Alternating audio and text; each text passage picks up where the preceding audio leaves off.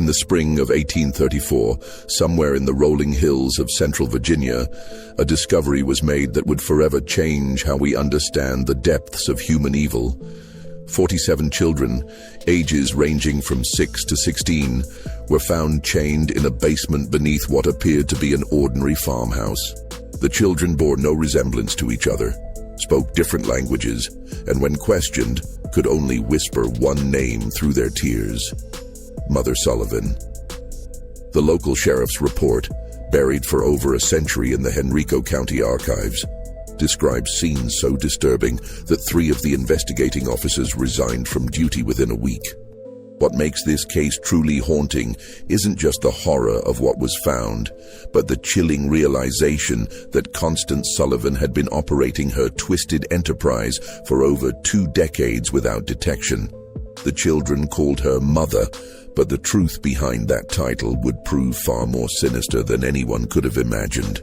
Before we continue with the story of the Sullivan family and their unspeakable secrets, I want to ask you something important.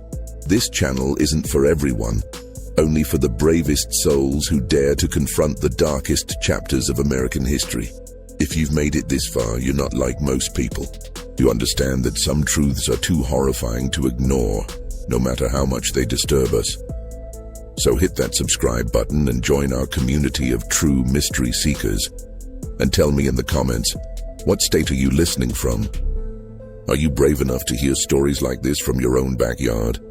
The question that haunted investigators then, and continues to perplex historians today, is how such a massive operation could have gone undetected for so long in a close-knit rural community. The Virginia of 1834 was a land caught between 2 worlds. The old plantation system still dominated the social landscape, while whispers of industrial change drifted down from the north. In this environment, the small farming community of Millbrook, a collection of perhaps 50 families spread across the gentle slopes of Henrico County, represented the typical American rural settlement of the era.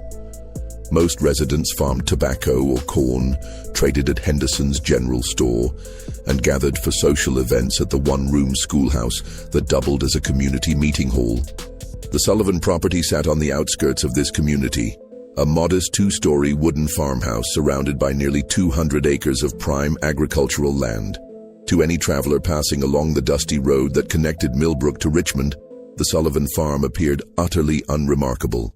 The house itself, built in the Federal style popular during the 1810s, featured white-painted clapboard siding and a wraparound porch typical of Virginia architecture. A red barn stood 60 yards behind the house, with a chicken coop and smokehouse completing the typical farmstead layout. What made the Sullivan property unique wasn't visible from the road. Ezra Sullivan, who had purchased the land in 1809 with money inherited from his father's tobacco fortune, had spent considerable effort expanding the house's basement. While most Virginia homes of the period featured simple root cellars, the Sullivan basement extended far beyond the footprint of the house above. Local craftsmen remembered being hired for various excavation projects throughout the 1810s and 1820s, though none had seen the completed work. Ezra paid well and in cash, asking only that the workers focus on their assigned sections rather than the overall project. Constance Sullivan, Ezra's wife, had arrived in Millbrook in 1811 as a bride of 22. Neighbors remembered her as a handsome woman with dark hair and an unusually soft voice. She dressed simply but neatly, attended the Methodist church services when health permitted, and maintained a reputation for charitable works. When approached about contributing to community causes, Constance would inevitably explain that she and Ezra were already caring for several orphaned children from her family back in Pennsylvania. The arrangement, she explained, was temporary, just until suitable permanent homes could be found. This explanation satisfied the community's curiosity about the occasional glimpses of children around the Sullivan property. Mrs. Henderson at the general store would sometimes see a young face peering from the Sullivan wagon when Constance came to town for supplies. The children never spoke, but Constance would explain that they were shy, traumatized by the loss of their parents, and needed time to adjust to their new circumstances. The community, familiar with the tragedy of orphaned children in an era of high mortality rates, accepted these explanations without question. Thomas Henderson, who ran the general store, later recalled that Constance Sullivan was one of his most reliable customers. Every 2 weeks, she would arrive with a detailed list and enough cash to purchase substantial quantities of basic foodstuffs: flour, cornmeal, salt pork, molasses, and other staples. The quantities seemed large for a childless couple, but when Thomas mentioned this, Constance would remind him about the orphaned children. She also purchased unusual amounts of basic medicines, explaining that children from poor circumstances often arrived with various ailments that required treatment. The Sullivan farm operated on a schedule that puzzled some neighbors. While most farming families rose with the sun and worked until dusk, activity at the Sullivan property often continued well into the evening. Lights could be seen in the farmhouse windows at unusual hours, and the sound of hammering or construction work sometimes echoed across the fields during the night. When asked about these activities, Ezra would explain that he was making improvements to accommodate the growing number of children in their care. Dr. Marcus Whitfield, the traveling physician who served the Millbrook area, remembered being called to the Sullivan farm on several occasions during the 1820s and early 1830s. Each time he was told that one of the orphaned children had fallen ill and needed medical attention. However, Dr. Whitfield was never permitted to examine the children directly. Instead, Constance would describe the symptoms and request specific medications. When the doctor insisted on seeing his patients, Constance would explain that the children were too frightened of strangers, too traumatized by their experiences to allow examination by unfamiliar men. The deception was so complete that even the local pastor, Reverend Samuel Matthews, believed in the Sullivan family's charitable work. During his occasional visits to the farm, Reverend Matthews would praise Constance and Ezra for their Christian compassion in caring for so many unfortunate children. He offered to help find permanent homes for the orphans, but Constance would always explain that she was already in correspondence with relatives in Pennsylvania who would eventually take the children. The process, she assured him, simply required patience and careful arrangement. What none of the community members realized was that Constance Sullivan had been perfecting her deception for over 2 decades. The orphaned children were not temporary residents awaiting placement with loving families. They were prisoners, purchased, kidnapped, or lured from their families across multiple states, held in conditions that would make hardened criminals weep with horror. The discovery that would expose the Sullivan family's horrific secrets began with a series of seemingly unrelated incidents in the early months of 1834. February had been unusually harsh, with temperatures dropping well below freezing for weeks at a time. The bitter cold that gripped Virginia that winter would prove to be both a blessing and a curse for the 47 children trapped beneath the Sullivan farmhouse. On February 23, 1834, a traveling merchant named Jacob Stern was making his way from Richmond to Charlottesville when a violent snowstorm forced him to seek shelter. The Sullivan farm, being the closest building visible from the road, seemed like a natural choice for emergency accommodation. Ezra Sullivan, despite his obvious reluctance, could hardly refuse hospitality to a stranded traveler during such dangerous weather. Stern later described the evening as uncomfortably tense. Constance Sullivan served a simple meal of cornbread and salt pork, but conversation was stilted and awkward. The Sullivans seemed nervous, constantly exchanging glances and starting at every sound.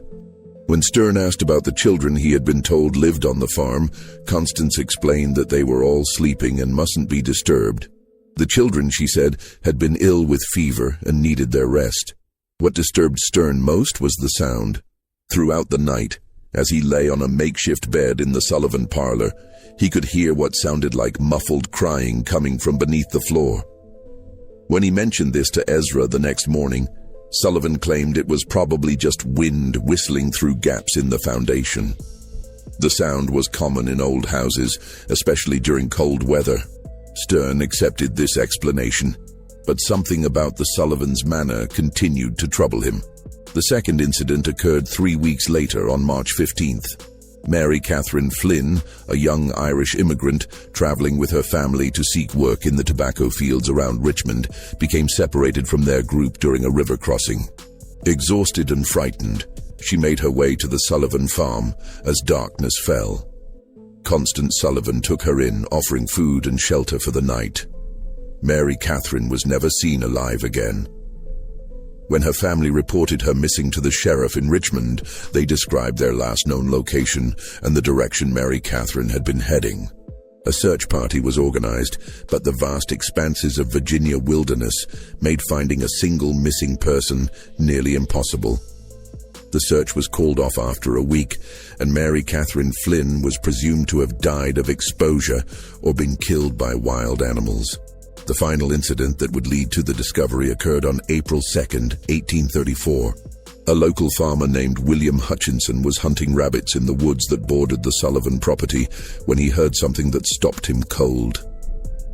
From somewhere near the Sullivan farmhouse came the sound of children screaming. Not the ordinary cries of youngsters at play, but raw, desperate shrieks of pure terror. Hutchinson crept closer to investigate, hiding behind a stand of oak trees about 50 yards from the Sullivan house. For nearly an hour, he watched and listened. The screaming continued intermittently, always seeming to come from beneath the house rather than from inside it. At one point, he saw Ezra Sullivan emerge from what appeared to be a cellar door on the side of the house. Sullivan looked around nervously, then disappeared back underground. When Hutchinson reported what he had witnessed to his neighbors, opinions were divided. Some suggested that the orphaned children might be more troubled than the Sullivans had indicated, perhaps requiring discipline or medical treatment that could be distressing. Others, however, began to remember odd details that hadn't seemed important before. The unusual amounts of food Constance Sullivan purchased, the strange sounds neighbors occasionally heard at night, the fact that none of the supposed orphans had ever been seen in town or at community gatherings. Sheriff Benjamin Crawford, a veteran lawman who had served Henrico County for over 15 years, initially dismissed the concerns as neighborhood gossip. However, when William Hutchinson approached him directly and insisted on filing a formal complaint, Crawford agreed to investigate. The law required him to follow up on reports of potential child abuse, regardless of his personal opinion of the accusers. On the morning of April 8, 1834, Sheriff Crawford rode out to the Sullivan farm, accompanied by his deputy, Marcus Webb. They arrived just after sunrise, expecting to conduct a routine inspection that would put the community rumors to rest. Constance Sullivan met them at the door, her manner calm and welcoming.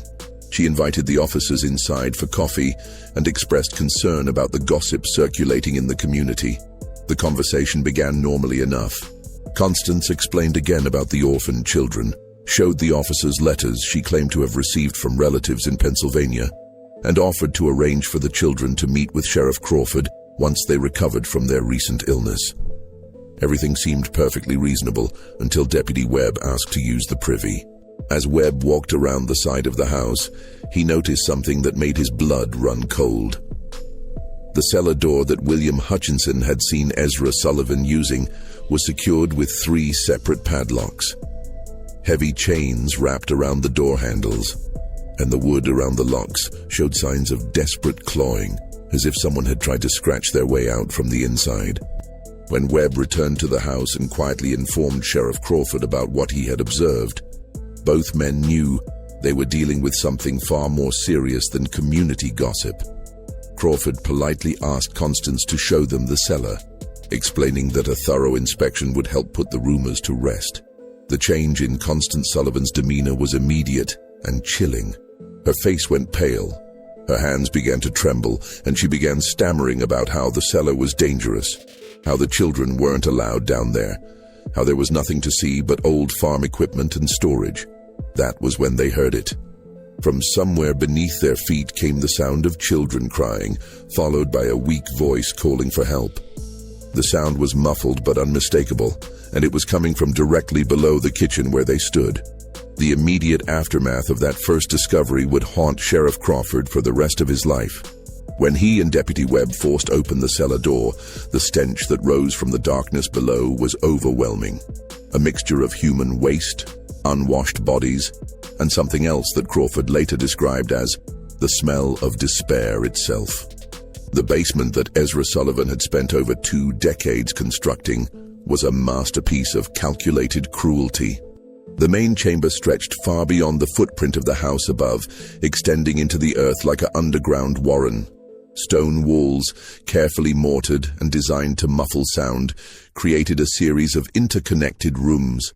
The largest chamber, directly beneath the kitchen, housed most of the children. They were chained to iron rings embedded in the stone walls, each child secured by shackles around their ankles. The chains were long enough to allow movement within a small area, but prevented any possibility of escape. The children ranged in age from approximately 6 to 16 years old. They were emaciated, their clothes reduced to rags, their bodies bearing the marks of prolonged neglect and abuse. Many showed signs of illness, fever, respiratory problems, and skin conditions that came from living in the damp, unventilated underground space. What struck both officers most forcefully was the silence. After the initial cries for help, the children said nothing. They simply stared at the newcomers with eyes that held no hope, no expectation of rescue. Deputy Webb, a father of 4, had to leave the basement twice to vomit. Sheriff Crawford, despite his years of law enforcement experience, found himself unable to process the full scope of what he was seeing. The methodical nature of the imprisonment, the evidence of long-term planning, the sheer number of victims. It was beyond anything in his experience or imagination. In the smaller chambers, Crawford and Webb found evidence of the Sullivan system of control. One room contained stocks and restraining devices for punishment. Another held what appeared to be a primitive medical area where the children were treated for injuries and illnesses, not out of compassion, but to keep them alive and functional. A third room contained detailed records that would prove crucial to the investigation.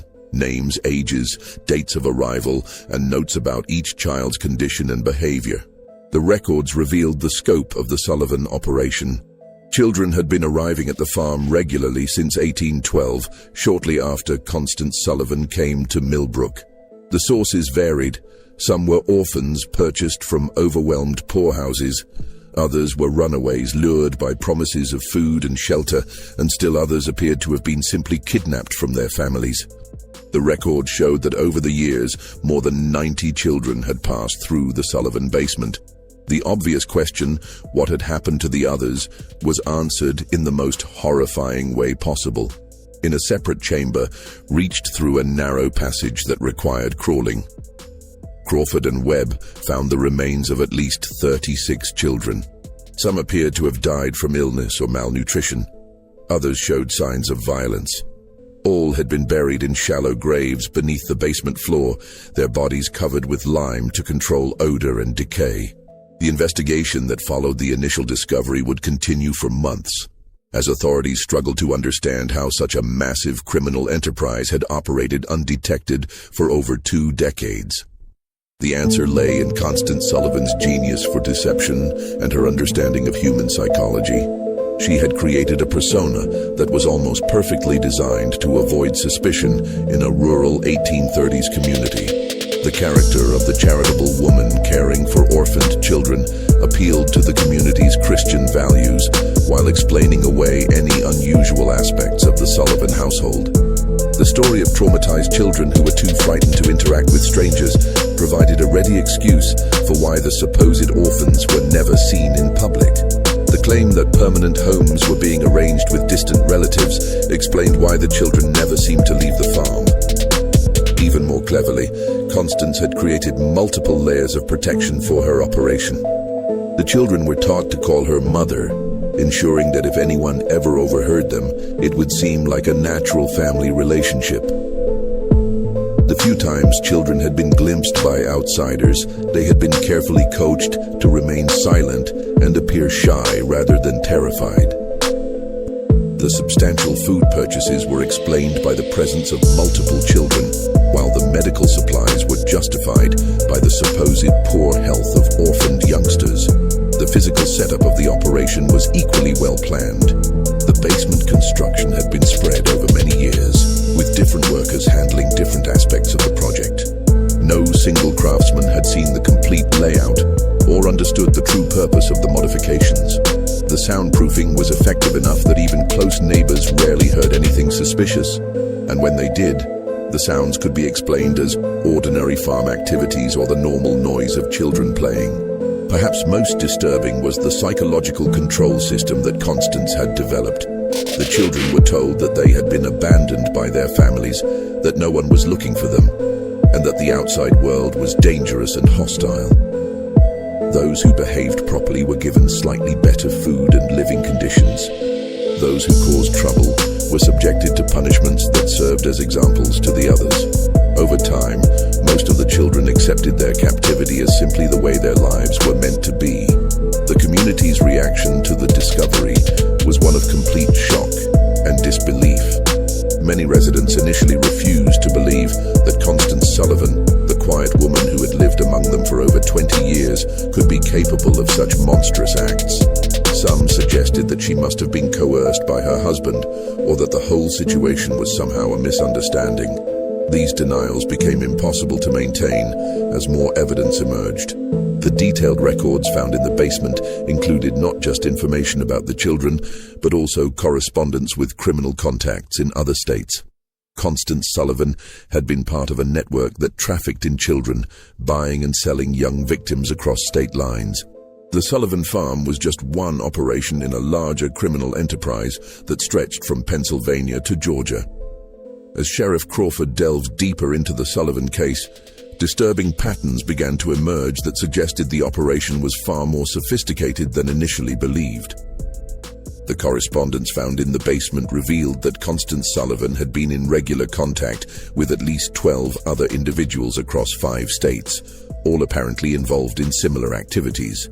The letters, written in a simple code that was eventually deciphered, discussed merchandise, deliveries, and quality control in language that clearly referred to human trafficking.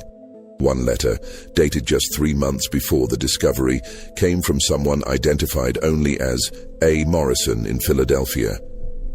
Morrison wrote that he had 6 new items of varying ages and conditions that would be suitable for your requirements. The letter included detailed descriptions of the children, their approximate ages, and their physical conditions. Most disturbingly, it included notes about their temperaments, which children were compliant and which might require additional training. The financial records painted an even more horrifying picture. Constance Sullivan had been paying between $50 and $200 per child, depending on age and condition. She had also been receiving payments from other locations, suggesting that the Sullivan farm served as both a destination and a distribution point for trafficked children. The total amount of money involved was staggering for the time period. Over $8,000 in transactions over 2 decades, equivalent to several $100,000 in modern currency. Dr. Marcus Whitfield, the traveling physician who had been called to the Sullivan farm on several occasions, became a key witness as the investigation expanded. Under questioning, he revealed that Constance Sullivan had always been unusually specific about the medications she requested. She had detailed knowledge of treating malnutrition, respiratory infections, and other conditions common in severely neglected children. She had also asked for sedatives and other drugs that could be used to control difficult prisoners. The doctor's testimony led to another chilling realization. Constance Sullivan had been systematically studying how to keep large numbers of children alive under conditions of extreme deprivation. The medical supplies she purchased, the questions she asked, even the layout of the basement, everything was designed to maximize the survival rate of her prisoners while minimizing the resources required to maintain them. Local businessman Thomas Henderson provided additional pieces of the puzzle. A review of his sales record showed that Constance Sullivan had been purchasing increasing quantities of basic supplies over the years. What appeared to be the growing needs of a charitable household was actually evidence of an expanding criminal operation. Henderson also remembered specific requests for items that seemed unusual at the time: extra blankets, large quantities of children's clothing, and bulk purchases of simple medicines. The investigation also revealed the role of Ezra Sullivan in the operation. While Constance appeared to be the mastermind, Ezra was responsible for the physical maintenance of the prison and the handling of the children.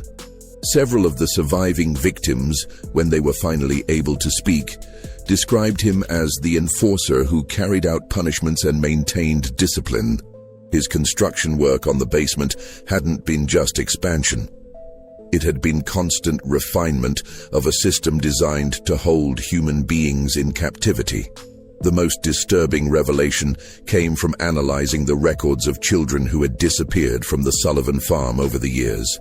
The ledgers showed that some children had been transferred to other locations, suggesting a network of buyers and sellers across multiple states. Others had been marked as unsuitable or problematic, entries that corresponded with the remains found in the basement burial chamber. The scope of the investigation expanded as authorities in other states began examining their own unsolved disappearances. Missing children reports from Pennsylvania, Maryland, North Carolina, and South Carolina showed disturbing similarities. Many of the missing children fit the profile of those found at the Sullivan farm: poor, orphaned, or from families that were unlikely to have resources to search for them extensively. Federal marshals were called in to coordinate the multi-state investigation. This was unprecedented for the time period, as most law enforcement was strictly local. The Sullivan case represented one of the first major criminal investigations to cross state lines and involve federal authorities. The legal implications were complicated by the fact that many of the crimes had occurred in different jurisdictions under different laws. As weeks passed, more survivors began to tell their stories. The accounts were remarkably consistent, describing years of imprisonment, systematic abuse, and psychological manipulation. The children described how new arrivals were broken in, subjected to isolation, punishment, and indoctrination until they accepted their fate. They spoke of a complex hierarchy among the prisoners, with older children given minor privileges in exchange for helping to control younger ones. The survivors also revealed the extent of Constance Sullivan's psychological manipulation. She had convinced many of the children that they were worthless, that their families had sold them or abandoned them, and that they deserved their treatment. Some of the older children, who had been imprisoned for years, initially resisted rescue efforts because they had been conditioned to believe that the outside world was even more dangerous than their captivity. The investigation uncovered evidence of Sullivan's methods for acquiring victims. She had developed relationships with corrupt officials at poorhouses and orphanages who would provide children in exchange for payments. She had also cultivated contacts among criminal elements in major cities who could identify vulnerable children, runaways, street orphans, and others who wouldn't be missed immediately. Perhaps most chillingly, the records showed that the Sullivan operation had been expanding in recent years. The number of children being held had increased, and there were plans in the correspondence for establishing similar facilities in other locations. The discovery at the Sullivan farm had apparently interrupted a criminal enterprise that was on the verge of becoming a much larger operation. The breakthrough that would lead to the complete exposure of the Sullivan network came from an unexpected source. Among the surviving children was a girl named Rebecca, approximately 14 years old, who had been held longer than any of the others. Unlike the other children who had been broken by their ordeal, Rebecca had maintained a spark of defiance and an extraordinary memory for details. Rebecca had been kidnapped from her family's farm in Pennsylvania in 1829 when she was just 9 years old. She remembered everything about her capture: how a woman claiming to be a distant relative had arrived at their farm, how she had been lured away with promises of sweets and a ride to town, how she had awakened chained in the Sullivan basement. More importantly, she remembered every conversation she had overheard between Constance Sullivan and the various visitors who had come to the farm over the years. Rebecca's testimony revealed that the Sullivan operation was just one part of a much larger network. She had heard Constance discussing other farms, other locations where children were being held. She remembered names, dates, and details about shipments of children being moved between different facilities. Her information provided law enforcement with their first comprehensive picture of the scope of the criminal enterprise. The most significant revelation came when Rebecca described a visit that had occurred just 2 weeks before the discovery. A well-dressed man had arrived at the farm in an expensive carriage, accompanied by 2 other men. Rebecca had been selected, along with 3 other children, to be inspected by the visitors. The man had examined them carefully, checking their teeth, their muscle tone, and their general health like a buyer evaluating livestock. The visitor had ultimately decided not to purchase any of the children, complaining that they were too damaged for his purposes. However, he had left behind a letter containing detailed specifications for the type of children he wanted to purchase. The letter, which was found among Constance Sullivan's papers, described requirements for children of specific ages, physical characteristics, and temperaments. The language was cold and businesslike, discussing human beings as commodities to be bought and sold. The letter was signed H. Blackwood and included a return address in Charleston, South Carolina. When authorities investigated, they discovered that Henry Blackwood was a wealthy plantation owner who had been purchasing children for years, ostensibly as household servants, but actually for purposes that the investigation would reveal to be even more sinister than the Sullivan operation. The Blackwood connection opened up an entirely new dimension of the case. Southern plantation owners, it appeared, had been using the child trafficking network to acquire workers who would be completely under their control. Unlike enslaved people who had some legal protections and whose disappearance might be noticed, trafficked children could be worked to death with no legal consequences. They had no families to search for them, no legal status to protect them, and no hope of escape.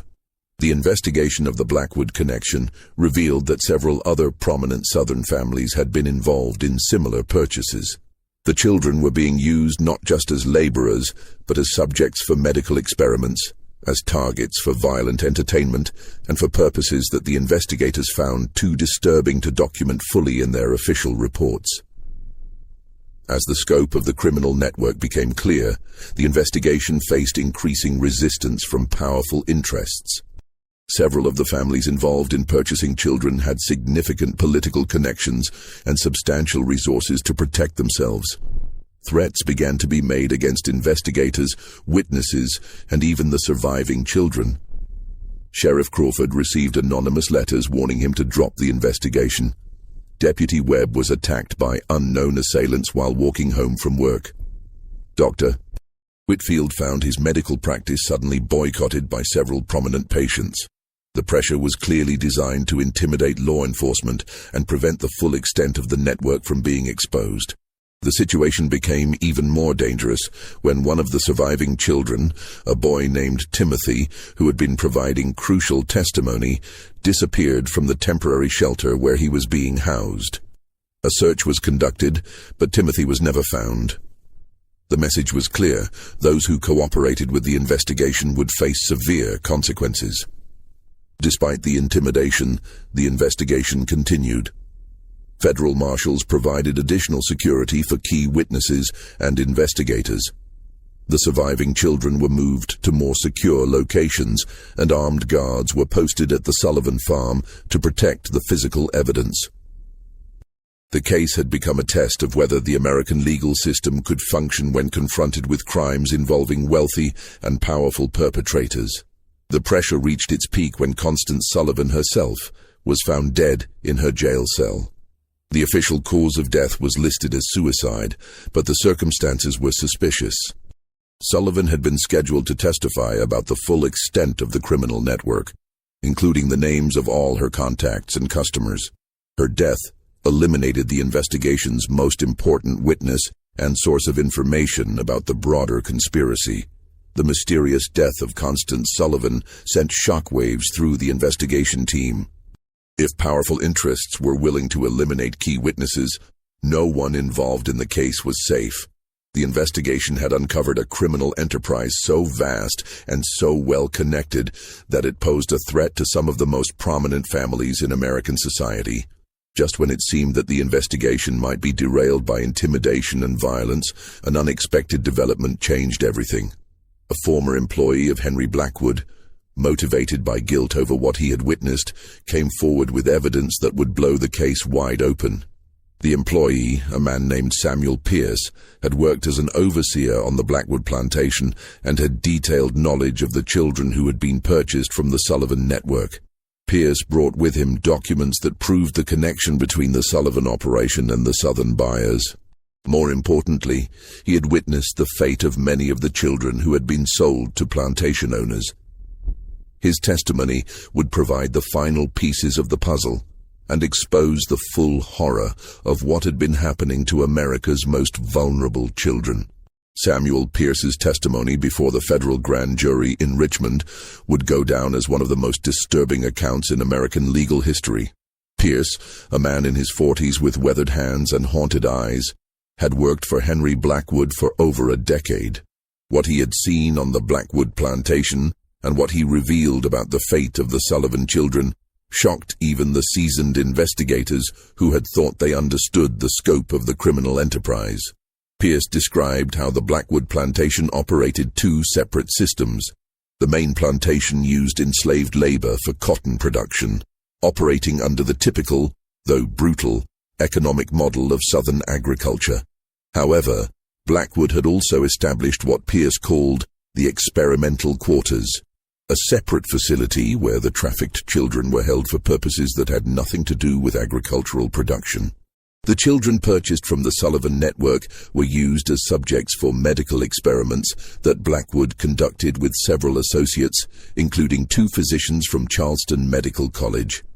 The experiments were designed to test the limits of human endurance, to study the effects of various drugs and treatments, and to satisfy the scientific curiosity of men who viewed the children as laboratory animals rather than human beings. Pierce's most damning testimony concerned the detailed records that Blackwood maintained of these experiments. The plantation owner had documented everything: the children's reactions to different treatments, their survival rates under various conditions, and the progression of diseases that were deliberately introduced to study their effects. The records showed that Blackwood and his associates had been conducting systematic torture disguised as medical research. The testimony revealed that at least 37 children from the Sullivan network had been sold to Blackwood over the years. Of these, only 4 had survived long enough to be transferred to other buyers. The rest had died as a result of the experiments, malnutrition, or the brutal working conditions in the experimental quarters. Their bodies had been buried in unmarked graves in a remote section of the plantation. Pierce also provided information about the broader network of buyers. He had been present at meetings where Blackwood discussed purchases with other plantation owners, wealthy businessmen, and even some politicians. The conversations he overheard revealed that the trafficking network extended far beyond what investigators had imagined. Children were being bought and sold across the entire country, with different buyers having different requirements and purposes. The most shocking revelation came when Pierce described a gathering he had witnessed in the fall of 1833. Blackwood had hosted what he called a demonstration for potential buyers from across the South. The event was designed to showcase the quality of the children available through the network and to demonstrate the various uses to which they could be put. Pierce's description of this gathering was so disturbing that several members of the grand jury had to leave the room.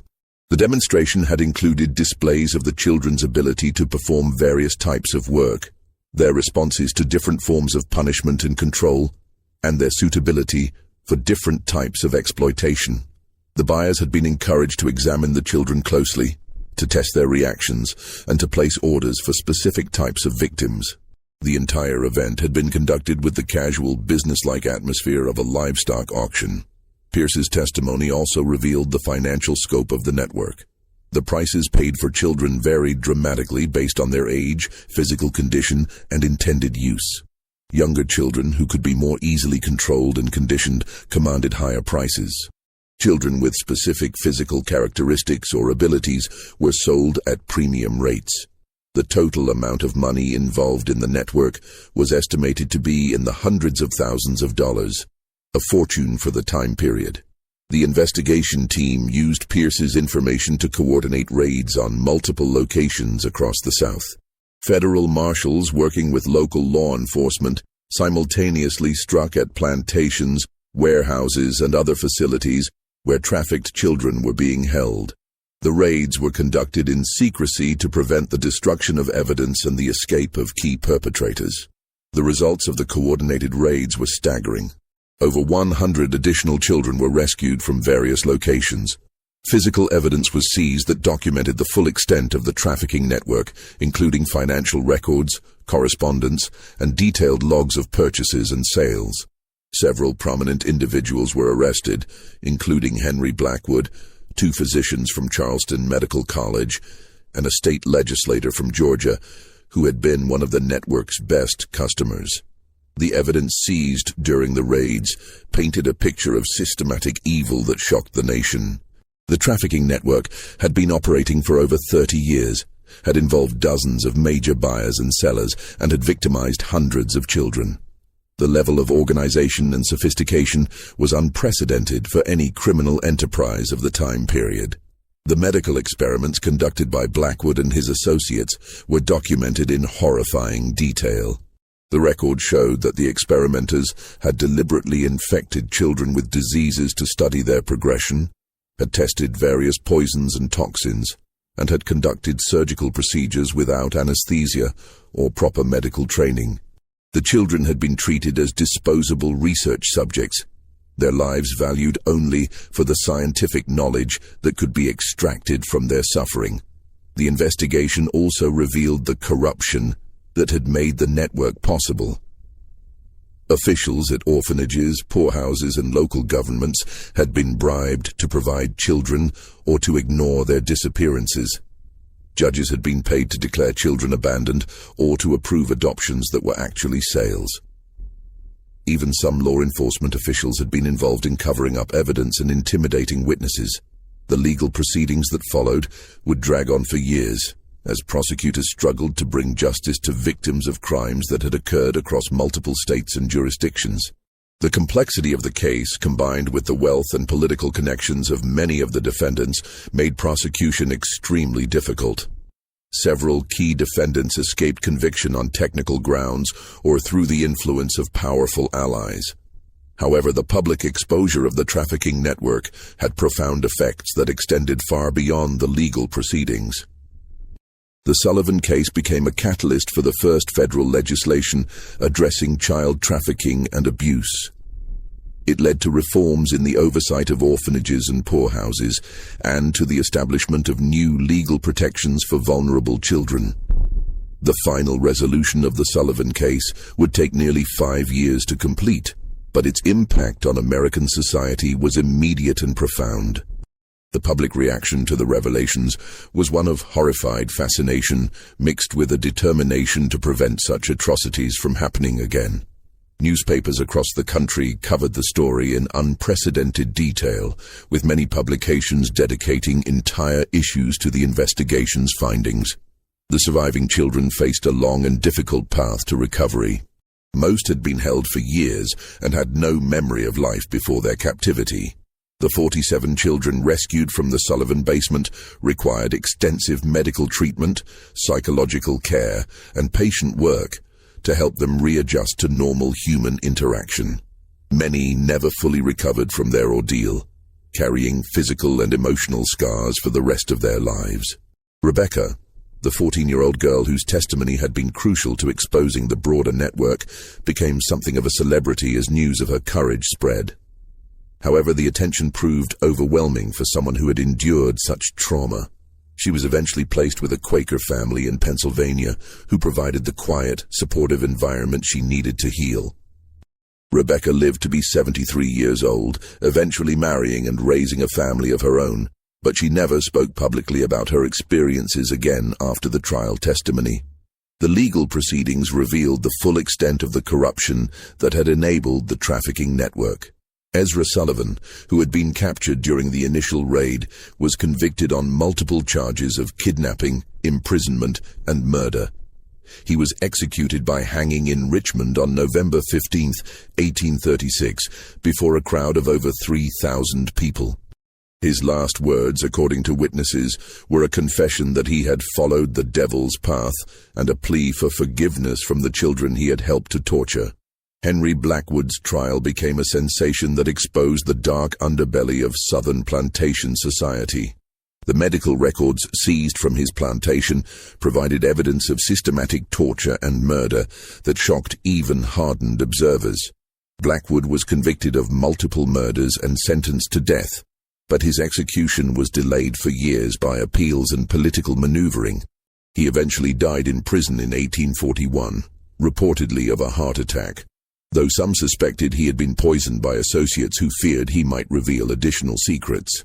The two physicians from Charleston Medical College who had participated in the experiments were expelled from the medical profession and sentenced to long prison terms. Their cases led to new regulations governing medical research and the treatment of human subjects. The medical college itself faced a scandal that nearly resulted in its closure, as investigators revealed that several other faculty members had knowledge of the illegal experiments but had failed to report them. The investigation's most frustrating aspect was the number of powerful individuals who escaped justice despite clear evidence of their involvement. Several wealthy plantation owners fled to Europe before they could be arrested. Others used their political connections to avoid prosecution or to receive minimal sentences that didn't reflect the severity of their crimes. A state legislator from Georgia, who had been one of the network's major customers, was censured by his legislature but never faced criminal charges. The financial investigation revealed that the trafficking network had generated enormous profits for its organizers. Constance Sullivan alone had accumulated over $12,000 in profits over her 20-year operation, a sum equivalent to several $100,000 in modern currency. Much of this money was never recovered, as it had been invested in legitimate businesses or hidden in accounts that investigators couldn't trace. The Sullivan farm itself became a symbol of the horrors that had been uncovered. The property was seized by the government and eventually sold at auction, but no one wanted to live in a place associated with such evil. The house was demolished in 1845, and the basement was filled with concrete and sealed permanently. A small cemetery was established on the site to memorialize the children who had died there, though most of their names were never known. The case led to significant reforms in child welfare and protection. Virginia passed the first comprehensive child protection laws in American history, establishing government oversight of orphanages and requiring background checks for anyone seeking to adopt or care for large numbers of children. Other states quickly followed with similar legislation, creating the foundation for modern child welfare systems. The federal government also responded with new laws addressing interstate crimes and human trafficking. The Sullivan case had demonstrated the limitations of state-by-state law enforcement when dealing with crimes that crossed jurisdictional boundaries. New federal statutes gave marshals expanded authority to investigate and prosecute trafficking cases, establishing precedents that would prove crucial in later criminal justice developments. Perhaps most importantly, the case changed public awareness about the vulnerability of children and the need for systematic protection. The romantic notion of the charitable individual caring for orphaned children was replaced by a more realistic understanding of the need for institutional oversight and legal safeguards. The phrase, "another Sullivan case," entered common usage as a warning about the potential for abuse in situations involving vulnerable children. Dr. Marcus Whitfield, the physician who had unknowingly enabled the Sullivan operation through his medical consultations, dedicated the rest of his career to child welfare. He established free clinics specifically for orphaned and abandoned children, and became an advocate for reforms in medical practice that would prevent physicians from being manipulated by criminals. His later writings on medical ethics were influenced heavily by his experience with the Sullivan case. Sheriff Benjamin Crawford, who had led the initial investigation, was promoted to federal marshal and spent the rest of his career pursuing similar cases. He became one of the first law enforcement officials to specialize in crimes against children, developing investigative techniques and procedures that would be used for decades. Crawford's detailed reports on the Sullivan case became required reading for law enforcement officers across the country. The children's stories, as they emerged over the years, revealed the full scope of human resilience and the long-term effects of systematic abuse. Some, like Rebecca, were able to build relatively normal lives with proper support and care. Others struggled with mental illness, addiction, and other problems that stemmed from their traumatic experiences. A few never recovered at all, dying young from complications related to their years of imprisonment and abuse. The network's correspondence, which had been preserved as evidence, provided investigators with information that led to additional cases for years after the initial discovery. Letters found in the Sullivan basement contained references to other operations, other victims, and other perpetrators. Some of these leads resulted in successful prosecutions, while others led to dead ends or situations where too much time had passed to gather sufficient evidence. One of the most haunting aspects of the case was the realization that the Sullivan operation had been just one part of a much larger system of exploitation that had existed largely undetected for decades. The investigation revealed that similar networks had operated in other parts of the country, that children had been bought and sold like commodities throughout American history, and that the legal and social systems had been inadequate to protect the most vulnerable members of society. The case also highlighted the role of community responsibility in preventing such atrocities. The residents of Millbrook, who had lived for 20 years next to one of the most horrific crime scenes in American history, struggled with guilt and self-examination. How had they failed to see what was happening? What signs had they missed or ignored? Could they have prevented the suffering if they had been more vigilant or suspicious? These questions led to broader discussions about the obligation of communities to watch out for their most vulnerable members. The Sullivan case became a cautionary tale about the dangers of accepting explanations without investigation, of respecting privacy when that respect enabled abuse, and of assuming that respectable appearances guaranteed moral behavior. The legacy of the Sullivan case extended far beyond the immediate legal and social reforms it inspired. The detailed documentation of the investigation, including the correspondence, financial records, and testimony, became an invaluable resource for understanding the history of crime and exploitation in America.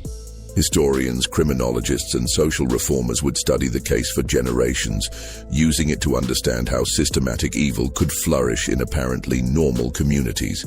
In the end, the Sullivan family's reign of terror was brought to an end not by sophisticated police work or advanced investigative techniques, but by the simple courage of ordinary people who refused to ignore obvious signs of trouble. William Hutchinson's decision to report what he had heard, Sheriff Crawford's willingness to take community concerns seriously, and Rebecca's determination to testify despite her trauma. These individual acts of moral courage were what ultimately exposed one of the most horrific criminal enterprises in American history. The basement, where 47 children were found chained, has been sealed for over a century. But the echoes of their suffering continue to remind us of the importance of vigilance, courage, and compassion in protecting those who cannot protect themselves. The Sullivan case stands as both a testament to human evil and a reminder of the power of individual conscience to overcome even the most entrenched systems of exploitation and abuse. If this story has given you chills, you understand why these dark chapters of American history must never be forgotten. Just when we thought we'd seen it all, the horror in places like the Sullivan farm intensifies our understanding of how evil can hide behind respectable facades. If this story is giving you chills, share this video with a friend who loves dark mysteries. Hit that like button to support our content, and don't forget to subscribe to never miss stories like this. Let's discover together what other secrets lie buried in America's past. This mystery shows us that evil often wears the mask of respectability, and that the most horrific crimes can be committed by those who appear most normal to their communities. What do you think of this story? Do you believe everything was revealed, or are there still secrets buried in the Virginia hills? Leave your comment below. If you enjoyed this tale and want more horror stories like this, subscribe, hit the notification bell, and share with someone who loves mysteries. The darkness of American history has many more secrets to reveal. and we'll be here to uncover them all. See you in the next video. The